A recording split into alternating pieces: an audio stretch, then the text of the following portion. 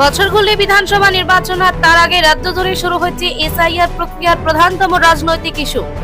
রাজ্য জুড়ে এসআইআর এর যাবতীয় কাজকর্ম শুরু হয়েছে। এসআইআর নিয়ে রাজ্য রাজনীতিতে শোরগোল পড়ে গেছে। ভাইরাল ফেসবুক খুললেই ভেসে ওঠে এসআইআর এর বিভিন্ন পোস্ট আর রাজনৈতিক চর্চা। শুরু হয়েছে শাসক বিরোধী দলগুলির মধ্যে বাকপলাপ।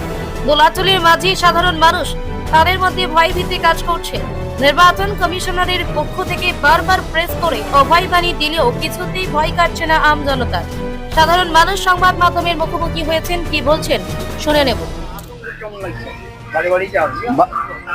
এসআইয়ের আশা শুনে আমাদের খুব ভয় ভয় হচ্ছে, খুব বিভ্রান্তিতে পড়ে আছি এবং কাগজপত্র বারে জেরক্স ফেরত সিটা উঠা টানা টানা করে আমরা আলাকান খুব আতঙ্ক। হ্যাঁ, আতঙ্ক খুব রয়েছে। আপনার নাম কি? আমার নাম শামসুল। এসআইআর যে মানুষ আজকে এসআইআর কে এনআরসি ভেবে মানুষ কিন্তু আতঙ্কিত। আজকে একটা মানুষ কিন্তু মানুষকে বুঝাতে পারছে না। এসআইআর সাধারণ মানুষ, অশিক্ষিত যারা পড়াশোনা করেনি, তাদের পক্ষে মনে হচ্ছে যে একটা বিশাল টেনশন চেপে গেছে।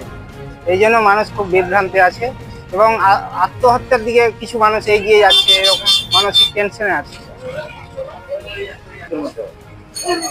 সাধারণত ওই অশিক্ষিত লোকের মধ্যেই দেখা যাচ্ছে এটা।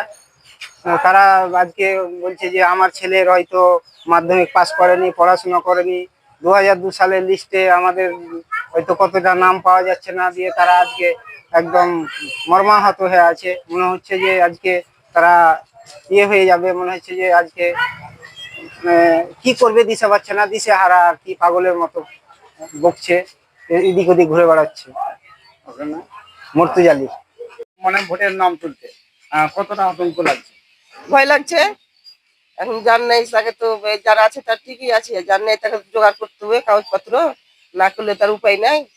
আর জান দিয়েও লাভ নেই, নেই তার ঠিকঠাক করতে হবে।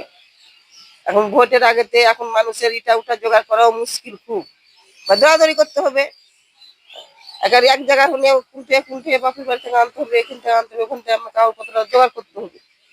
যারা হলো অ্যাডমিট নেই, মাধ্যমিকের হ্যাঁ, জন্ম সার্টিফিকেট নেই, বলে আগে তো মানুষ ছিলই না, ওগুলো এখন হচ্ছে ওগুলো, তো তারা কি করবে?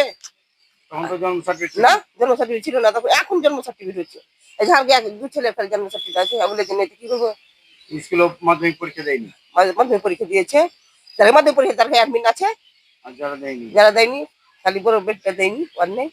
আর তো সবাই দিলে একটা তো আতঙ্ক তৈরি হয়েছে। আতঙ্ক তৈরি হচ্ছে। আমার নেই তো আমরা কি করবো?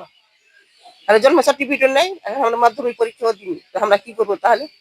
মানে এটা একটা আতঙ্ক। আতঙ্ক সৃষ্টি। আর ভোটের নাম